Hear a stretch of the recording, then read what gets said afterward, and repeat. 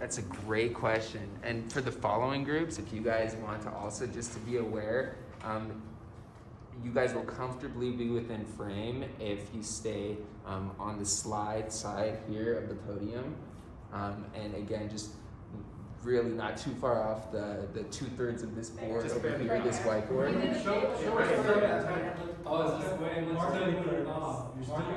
Right there. No more than That's the edge. Mark it. Eraser. Yeah, where those erasers are is perfect. Yeah, thanks for asking.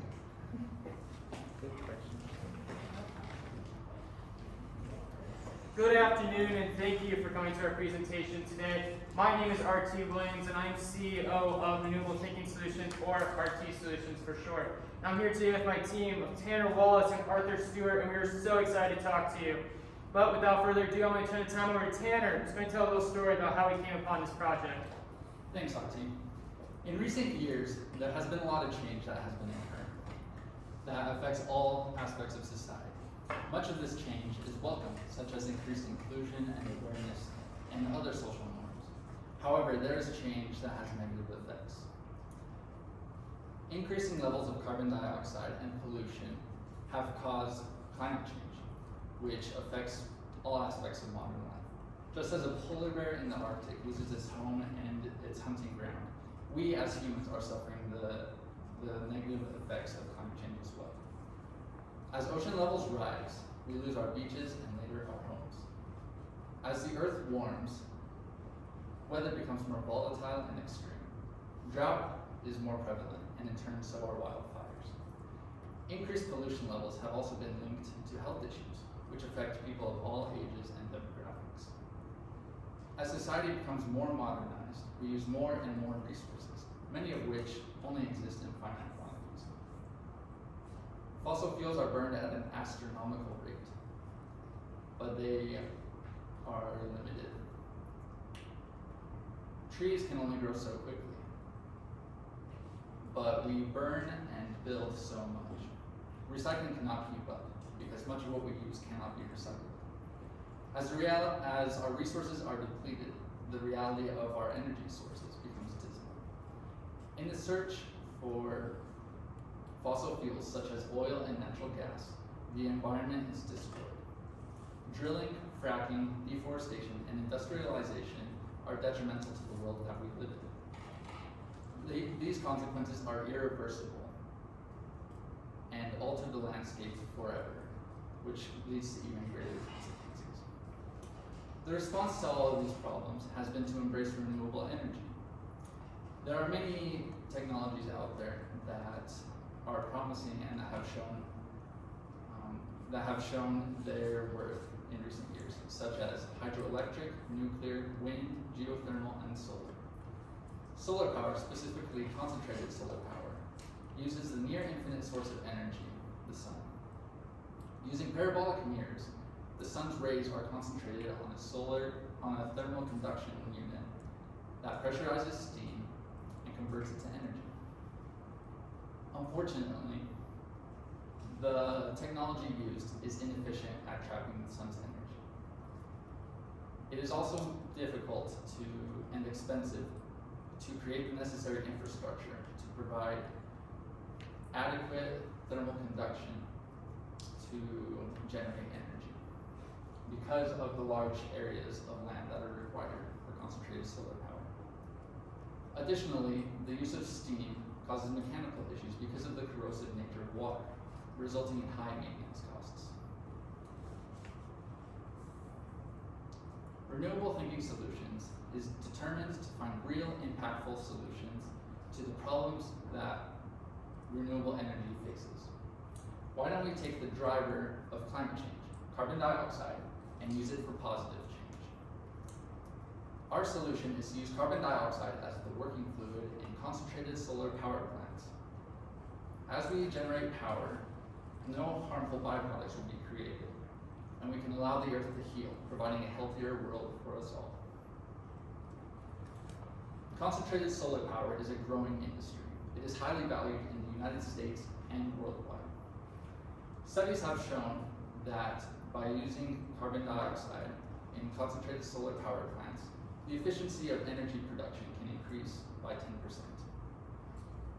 Research is ongoing with $140 billion invested annually. The U.S. Department of Energy is one of those investors. Currently in the United States, there are 13 concentrated solar power plants operating or being built. The world is pivoting from fossil fuels to renewable energy. This is our future. These concentrated solar power plants currently provide energy for thousands of homes, but with our technology, they can provide so much more. Arthur will now tell us a little bit about the market. Thank you, Tanner. Yes, the market is huge. Globally, renewable energy is estimated to be around $1 trillion. More specifically, CPS, is actually estimated to be around $34.2 billion. Now, since about 20% of that is in the U.S., that means that our addressable market is about $1.4 billion, even though it's only 1/8 of the total energy industry. Now, finally, we have about $130 million of accessible market, but it is growing at a rate of 11% annually. So our product, RT Solution, would like you to break into this market and allow to profit from it. Indeed, our product will take the water that is in, and the steam that is in current heat exchangers and replace it with supercritical CO2. Supercritical CO2 allows us to increase the efficiency by 10%. Not only that, but since because CO2 is not a corrosive element, unlike water, it actually won't corrode the parts and make them unusable. So in other words, not only are you going to be making money, you're also going to be spending less money on costs such as maintenance and replacing parts. Finally, our parts will be designed to be similar to the one that is currently used, which means that adoption will be very easy and our technology will be smooth and efficient to implement into current plants. Our business model offers a variety of services to our customers. First, installation will be done by our engineers and technicians. Second, maintenance will be done by our on-site professionals who will make sure that everything lasts a long time for your profit. And finally, we will train your local employees into how to operate this machinery so that we create a safe and efficient environment. All of these services will allow us to charge for a premium price. But not only that, our business model is actually also deeply rooted in our values. We want to make sure that we create a relationship with our customer that is long, lasting, and also trustful. For that to happen, we need to make sure that our communication is clear, concise, and coherent. It is the most important thing. In addition, we want to make sure that we explore the most innovative and creative solutions out there and pursue them. And finally, we want to make sure that we communicate to our customers the importance of our responsibility towards the environment. RT Solution has many competitive advantages. The first one, we have great customer service and great customer relationship. With the previously mentioned points, we want to make sure that the customers that we serve get the best value, and at the same time they receive the best value, because usually plants like these only employ a minimal amount of people. Secondly, our technology is very promising. 10% increase in efficiency is huge. At the scale that we're doing, this could power countries. In addition, with the fact that you even have to spend less on cost of maintenance and replacing parts, this is a very attractive solution. And finally, now has never been the best time to enter this market. Right now, with the positive branding that we get from the renewable energy tag, in addition to the government backing, like for example, just yesterday, the U.S. Department of Energy just announced a $128 million fund for the next 9 years in order to cut costs by 60%. 58 million of these funds are for specifically CSP. Thank you very much. I'm now going to leave it to RT to talk about market adoption strategy. Thank you, RT. Thank you, Arthur. So, using our competitive advantages, our adoption strategy is within the concentrated solar power market in the southwestern United States.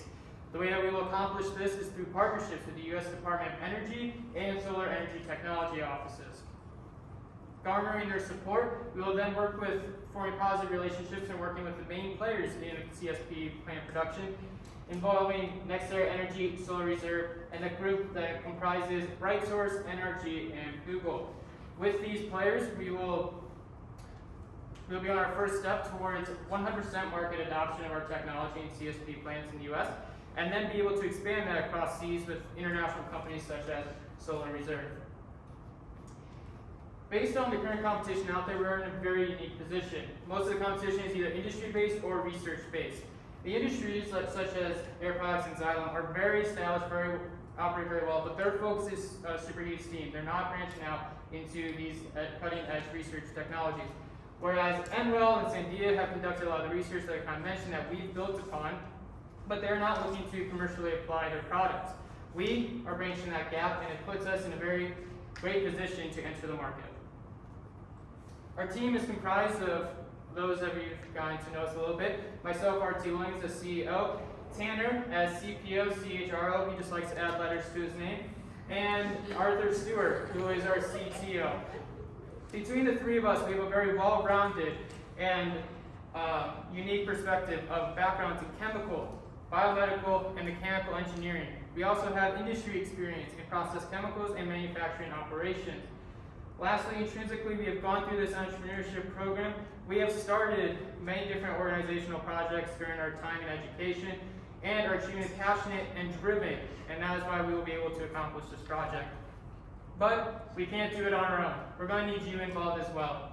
For 10% stake in our company, we're asking $400,000. What this is going to help us do is further product development and company growth, especially over the next year as we bring this product to market and begin those partnerships and implementation. So, join us as we use carbon dioxide for good and make a positive impact both on the industry and the world with a fresh take on renewable energy. Thank you so much, and we'll be glad to take any of your questions related to financials, the product, or anything else you're curious about. Thank you.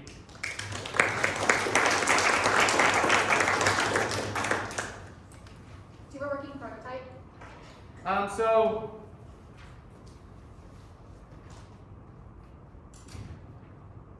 So we do not have exactly a working prototype. This project has been mainly based in research, admittedly. But what we have done is we have done a considerable simulation and modeling of the system and the implementation.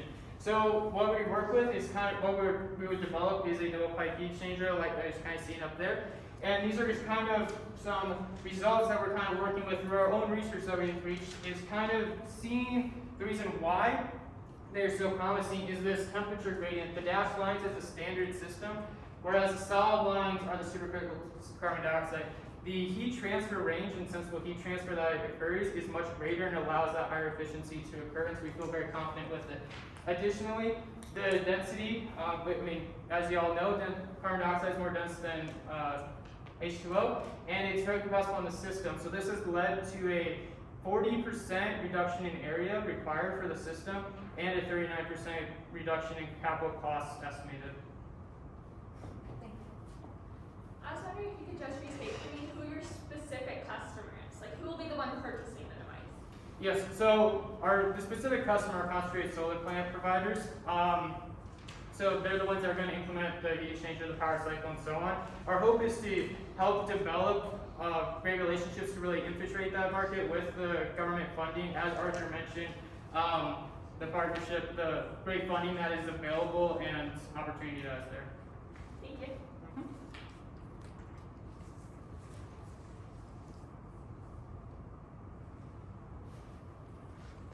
I realize this is a relatively technical question. Yeah. Great job on your guys' presentation. I'm really excited to understand a little better like the comparison between the molten salt and your guys' CO2 and the differences that it ends up having on the system. If that question is on point, I'm not an expert, so. So molten salt's not leaving the system. Molten salt is still within the system. What carbon dioxide is the working fluid, so the heat transfer. So typically, what you have is the molten salt that goes up to the tower receiver, gets heated, and then goes through a system, and they transfer energy and heat, obviously, through a heat exchanger. Then the working fluid, in our case, carbon dioxide, previously superheated steam, they goes through a turbine and so on to help generate electricity. That is actually something else that we would love to progress with our research and everything, is encompassing that full power cycle. Typical steam cycles use the Rankine kind of process, whereas carbon dioxide can be used with what's called a Brayton cycle, and that will further increase the efficiency associated with it. Thanks so much. Yeah. Mr. Fisher? I know that supercritical CO2 is used in some areas of industry. I believe maybe like caffeine processing and other areas. Are there any industrial uses right now using supercritical CO2 for heat transfer?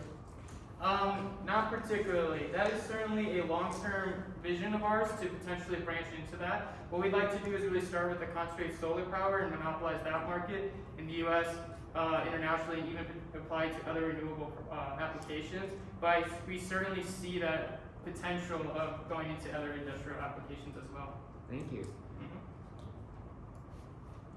So I know you guys talked about working with the Department of Energy, and I know usually when you do that, you have to have like security clearance, and that's pretty expensive to do.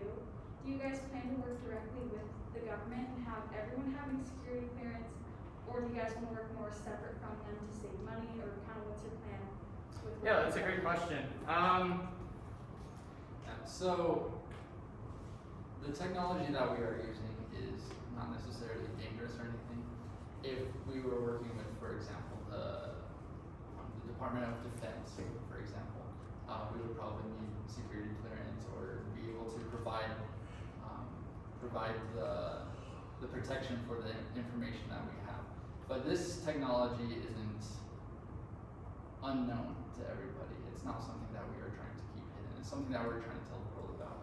And so, with the Department of Energy, they are working to make this more of a reality, and we do not anticipate the need for security clearance.